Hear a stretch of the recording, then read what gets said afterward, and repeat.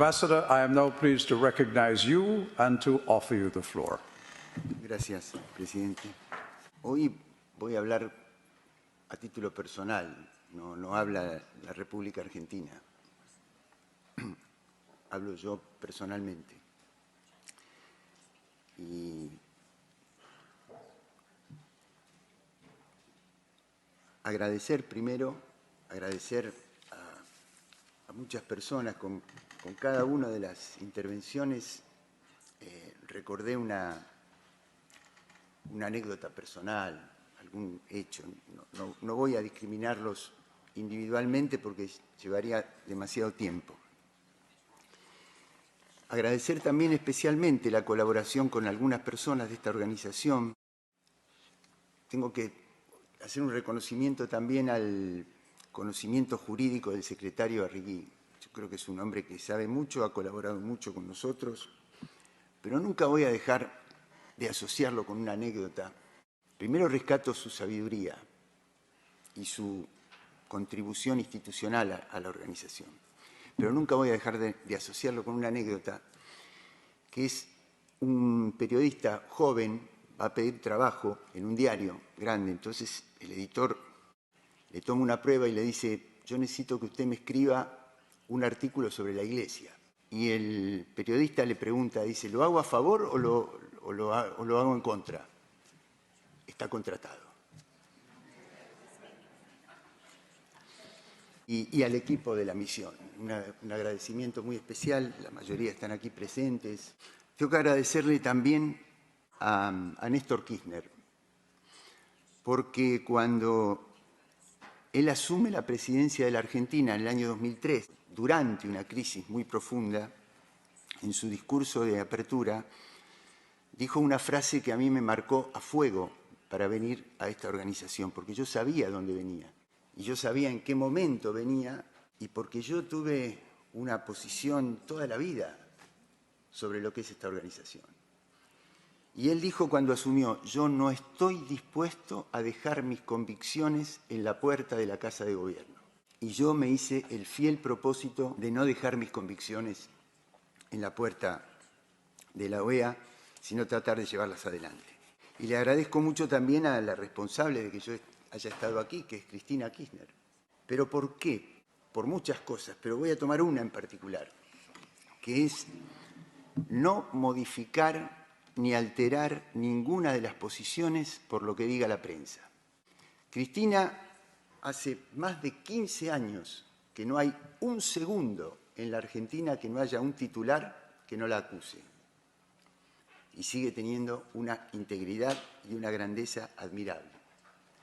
Cuando yo llegué aquí, debuté con una mentira tremenda de la prensa. Era una sesión donde había que hablar sobre Venezuela, hacer comentarios sobre las impresiones de un grupo de expertos independientes. Está en el orden del día, tengo todo registrado, e inmediatamente sale en la prensa que yo había votado en contra de un informe de Michelle Bachelet.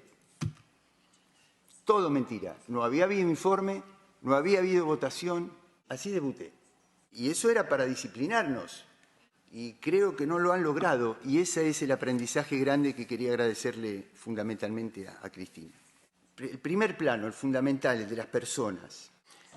El segundo plano de esta organización, que es extremadamente valioso, es el de los grupos de trabajo, los comités, para apoyar y para fortalecer los 4 pilares, porque es donde se intercambian y se potencian experiencias nacionales para convertirlas en estándares regionales y después poderlas aplicar en concreto para mejorar la vida de las personas de nuestros pueblos.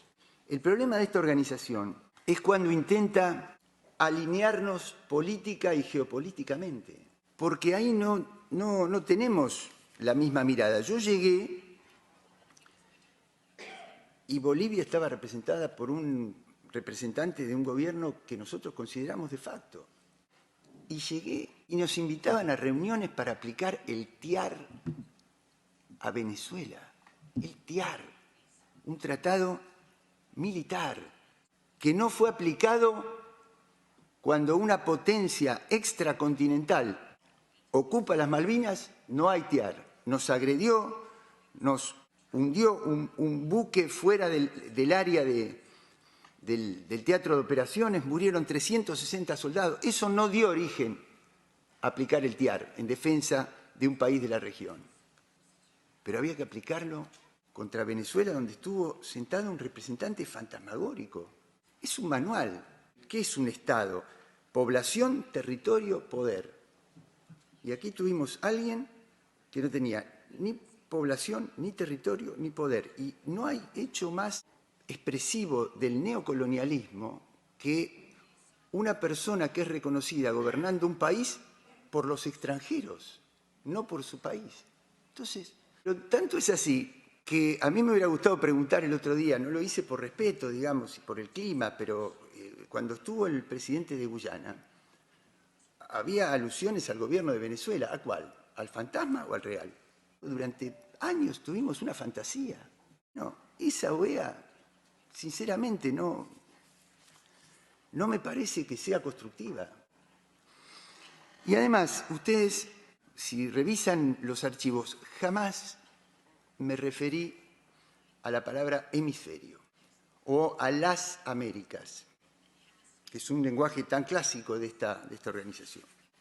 ¿Pero por qué? Porque yo creo que las Américas, debido a la contigüidad territorial, es un concepto geográfico, pero no estoy de acuerdo con trasladarlo a la categoría de concepto político. Porque cuando de los 32 estados activos de esta organización, hay 2, lo digo con absoluto respeto, pero hay 2 que pertenecen al G7, que es el grupo de los países más desarrollados del capitalismo financiero globalizado. Tienen que sostener un nivel de desarrollo, un nivel de consumo de energía, un nivel de vida para su población, cuyo precio lo pagamos los países que estamos al sur de ese corte horizontal. Porque para mantener ese nivel de desarrollo hacen falta recursos naturales, recursos estratégicos, recursos energéticos que nosotros tenemos. Y cuando hay una organización con tanta asimetría, donde un Estado concentra entre el 70 y el 80% del PBI de esa región y tiene el 50% del financiamiento de esa región, de esa organización, eso indudablemente incide en esa formalidad democrática de que cada país tiene un voto. Pero no lo digo atentando contra la dignidad de nadie, digo que eso ejerce una capacidad de influencia que convierte a esta organización en tremendamente asimétrica. Y por último, hay 2 estados que pertenecen a la OTAN y por lo tanto tienen una estrategia geopolítica que presenta enemigos que no son los enemigos de todos nosotros. Son los enemigos de algunos, pero no de todos. Es difícil construir una agenda completa de visiones comunes. Tenemos muchas visiones comunes. Los derechos políticos, los derechos de asamblea, los derechos de género, el respeto por las minorías. Jamás vamos a renunciar a eso. Pero hay otros valores que no compartimos como para sentirnos parte de un todo que se diga el hemisferio es un todo de valores fundamentales compartidos. No, hay valores fundamentales que no compartimos. No tenemos ninguna base militar fuera de nuestro país. No hemos bombardeado a nadie. No hemos invadido a nadie. No hemos financiado ninguna dictadura externa. No tenemos capacidad para financiar, y no lo haríamos tampoco, ninguna organización de la sociedad civil en el extranjero para que desestabilice gobiernos. No compartimos eso. No compartimos que las personas tengan libertad para portar armas, porque eso también es violatorio de los derechos humanos. Porque cuando hay un chico en una escuela que le hacen un simulacro a ver cómo se tiene que proteger si entra un loco para tirotear, eso incide sobre los derechos humanos. ¿No se cuentan esos muertos? Se cuentan solamente las personas que son agredidas por un gobierno que no nos resulta simpático.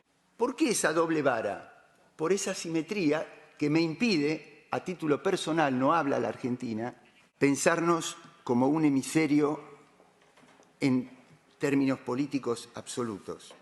El mundo ha llegado a una situación insostenible, que 1% de la población concentre la misma cantidad, el mismo volumen de recursos que el 80% más pobre de la humanidad.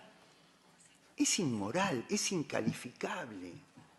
Pero además está comprobado, y seguramente se va a decir en esta próxima reunión de Dubái del COP28 sobre el cambio climático, que para sostener ese nivel de concentración y de maximización de la ganancia hay que generar un modo productivo que genera como consecuencia el cambio climático, la catástrofe climática que está sufriendo el mundo. Y como si esto fuera poco, además, cada tantas semanas se aprueban miles de millones de dólares de ayuda militar a los conflictos armados. Para sostener, fíjese, si acá tuviéramos dos láminas y en una estuvieran la distribución de los recursos energéticos que necesita el norte para sostener su nivel de consumo, y en la otra tuviéramos el despliegue de las bases militares, y las superponemos, vamos a ver cómo coincide una con otra. No miramos igual la agenda global desde el norte y desde el sur. Por eso me cuesta tanto, a veces, creer que esta organización, con estas características, puede darnos lecciones de derechos humanos o puede darnos clase de democracia. Eso no viene de la nada, eso no se genera por espontaneidad, eso es un sistema que está integrado por instituciones de la cual esta organización forma parte. Y hay estados de esta organización que tienen una gran influencia sobre otras organizaciones mundiales, como el Fondo Monetario Internacional, que tiene ahogado a nuestro país. Pero cuando se concedió el crédito, para darle ese crédito, que era un crédito político, porque no había ninguna razón, ninguna justificación técnico-económica que justificara ese crédito.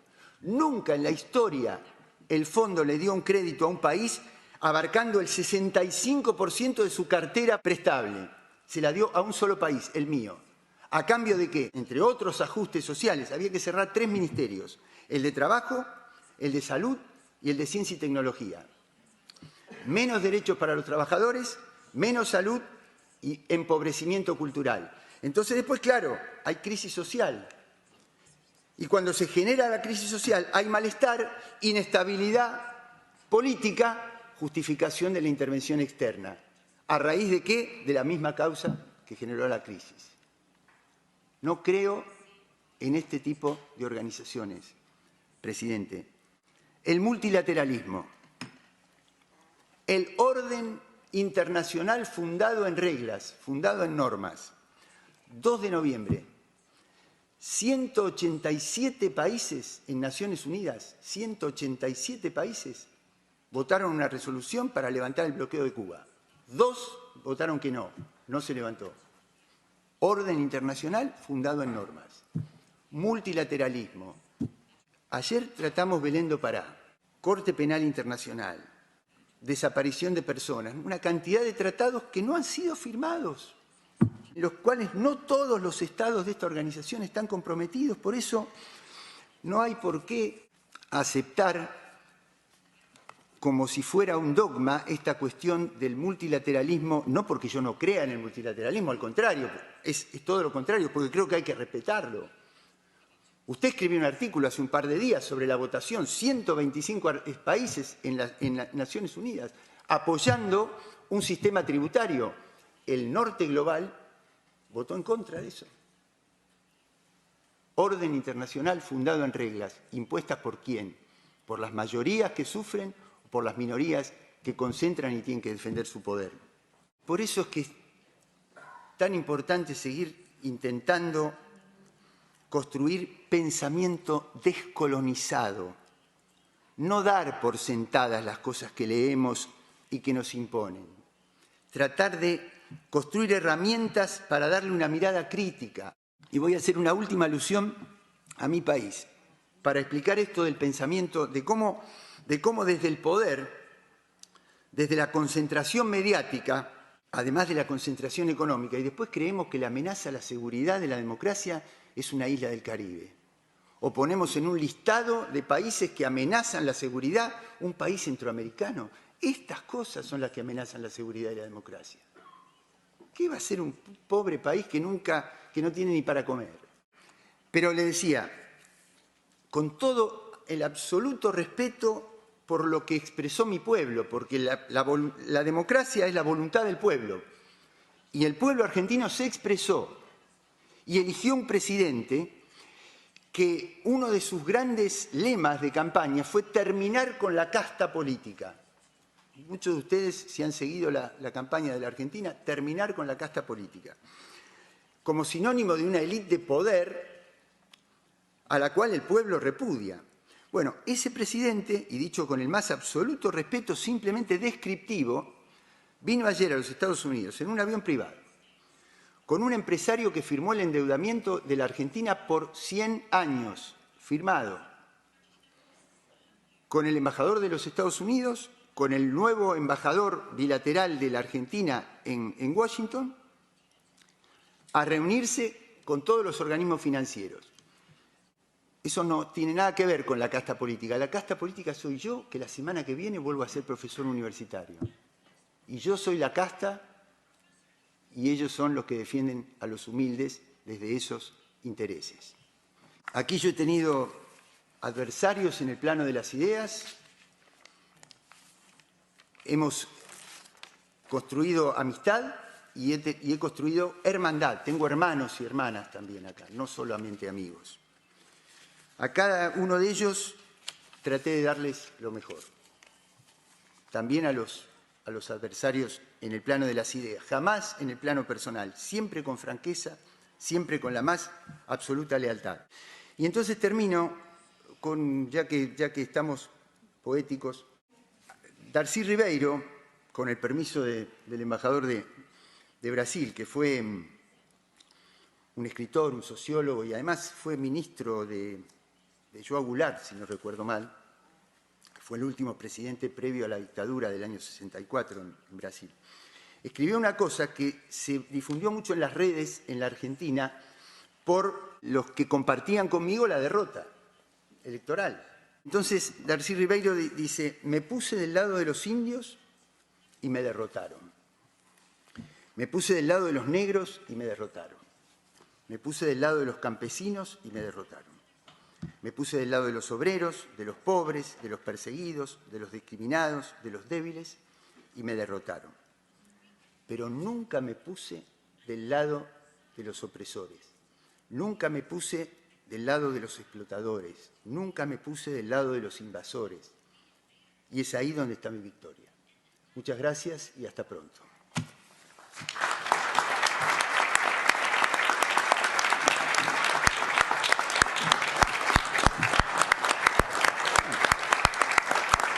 Gracias.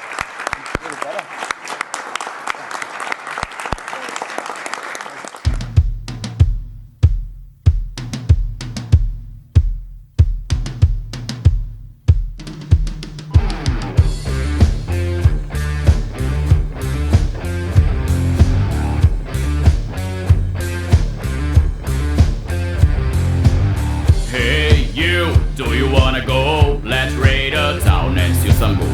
Hey you, do you already know how to kill a man and steal his soul? Hey you, do you need a gun? I can give you one if you wanna fight. Hey you, come and join the gang. Let's become rich, don't you understand?